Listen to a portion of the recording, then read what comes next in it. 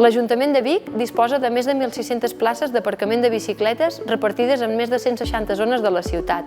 La nostra prioritat és fomentar la mobilitat sostenible, no només per reduir la contaminació atmosfèrica, sinó també per fomentar els hàbits saludables des dels més petits fins als més grans. Volem destacar també que disposem de 3 aparcaments tipus gàbies que són considerats molt segurs. Aquests s'ubiquen a la plaça Santa Anna, a l'estació de trens i d'autobusos i a la zona esportiva. Us convidem a provar-los. Ens trobem a la Biblioteca Pilarín Vallès, on disposem d'un aparcament soterrat i totalment gratuït per guardar les nostres bicicletes d'una manera segura. Per accedir-hi, cal disposar d'aquesta aplicació de descàrrega totalment gratuïta i on prèviament ens hem registrat per controlar l'accés i accedir-hi tantes vegades com vulguem de manera segura.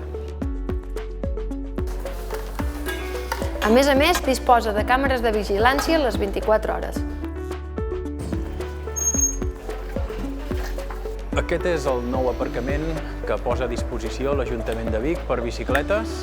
Forma part d'una xarxa d'aparcaments soterrats a la ciutat i aquest concretament és el que es troba al pàrquing de la plaça Major de Vic. Disposa de 12 places gratuïtes per bicicletes a partir de 6 elements en forma de U invertida, que és l'element que es considera més segur per lligar una bicicleta.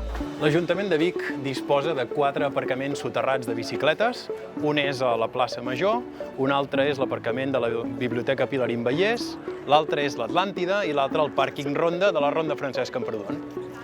Els aparcaments soterrats són aparcaments resguardats de les inclemències meteorològiques que l'Ajuntament posa a disposició de la ciutadania, tot llogant places de cotxe i convertint-les en aparcaments de bicicleta als diferents aparcaments soterrats de la ciutat i que alhora estan posats a llocs que són atractors de mobilitat, com ara zones molt cèntriques, zones comercials, zones culturals, etc.